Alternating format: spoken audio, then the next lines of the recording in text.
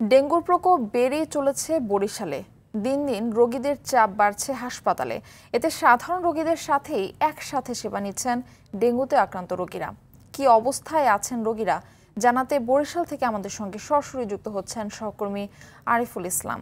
আরিফ, বাংলাদেশ বরিশালের হাসপাতালে কি এখনো সাধারণ রোগীদের সাথে ডেঙ্গু আক্রান্ত রোগীদের চিকিৎসা হচ্ছে? জানাবেন বিস্তারিত। জি, মার্ফি যেমনটি জানতে চেয়েছেন, আপনার যথার্থ বলেছেন। আসলে সাধারণ রোগীদের সাথে ডেঙ্গু রোগীদের এখন চিকিৎসা নিচ্ছে তারা। একই সাথে চিত্রটি একটু দেখাতে চাই। এ হচ্ছে বরিশালের হাসপাতালের হাল চিত্র।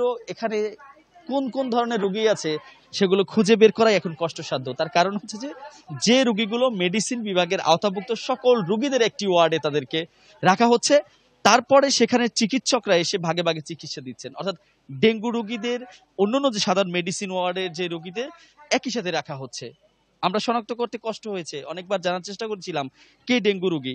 পরবর্তীতে যখন আমরা জানতে পারলাম যে নির্দিষ্ট করে ডেঙ্গু রোগী, আমরা জানতে চাইলাম যে কেন আপনি মশারি টানানো হয়নি, কিন্তু সুনির্দিষ্ট কোনো তথ্য আমাদেরকে দিতে পারেনি তিনি কেন মশারি টানাতে পারেনি। তবে আমাদের হাসপাতাল কর্তৃপক্ষ যেমনটি বলছে সেটি হচ্ছে যে তাদেরকে মশারি দিলে এবং সচেতনতা করলেও আসলে তারা সেভাবে মশারি টানাচ্ছে না এবং সচেতন হচ্ছে না। অপরদিকে রোগীরা বলছে তীব্র থেকে তীব্র গরম এবং খুব অল্প জায়গায় অনেক বেশি রোগী থাকে, বিদ্যুৎ ঠিকভাবে থাকে না, ফলে তাদেরকে অনেক ভোগান্তিতে পোহাতে হচ্ছে এবং এই কারণে তারা আসলে মশারি টানাচ্ছে না।